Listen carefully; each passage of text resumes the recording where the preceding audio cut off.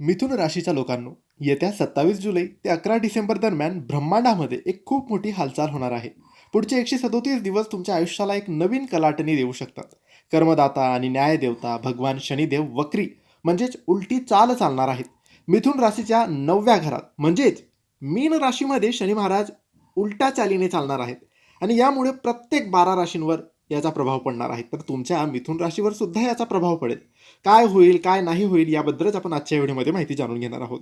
त्याआधी मित्रांनो, तुम्हाला जर तुमच्या पत्रिकेबद्दल, तुमच्या जीवनाबद्दल, नातेसंबंधांबद्दल काही प्रश्न विचारायचे असतील, नोकरी, व्यापाराबद्दल, तर आम्हाला तुम्ही WhatsAppवर मेसेज करू शकतात किंवा तुमच्याकडे पैसा असेल, टिकत नसेल, नोकरीत प्रगती नसेल, कर्ज झालेलं असेल, व्यापार चालत नसेल, नातेसंबंधात काही कटुता निर्माण झाली असेल, काही प्रश्न असतील, अडथळे असतील, अडचणी असतील, काय करावं कळत नसेल, वाईट काळ कधी संपेल, चांगला काळ कधी येईल, मार्ग मिळत नसेल, तर एकदा पत्रिका तपासा. ग्रहदोष कळतो, अडचणी कळतात, वाईट काळ कधी संपेल हे कळतं, चांगला काळ कधी येईल हे कळतं आणि यानुसार योग्य उपाय, योग्य सेवा करून आपण मुक्तता मिळवू शकतो. खूप मोठी शांती करण्याची गरज नसते. अगदी सोप्या सरळ पद्धतीने उपाय सेवा करून यातून मुक्तता मिळवता येते. यासाठी पत्रिका बघणं महत्त्वाचं असतं. यासाठीच आम्हाला दिलेल्या WhatsApp नंबरवर मेसेज करा. मिथुन राशी. मिथुन राशीसाठी ही उलटी चाल काही बाबतीत अत्यंत फायदेशीर ठरेल.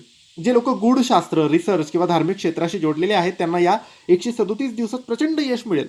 तुमची रखडलेली धार्मिक कार्य किंवा कायदेशीर कामे आता पुन्हा सुरू होऊन मार्गी लागतील. जर तुम्ही परदेशी शिक्षण किंवा नोकरीसाठी आधी प्रयत्न केले असतील तर त्यात तुम्हाला यश नक्की मिळेल. तर या काळात तुमचे प्रयत्न सुद्धा यशस्वी होतील. हा काळ तुम्हाला आध्यात्मिक प्रगती आणि मानसिक परिपक्वता देईल.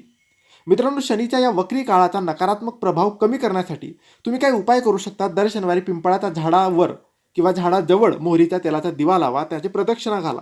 याने तुम्हाला लाभ मिळेल.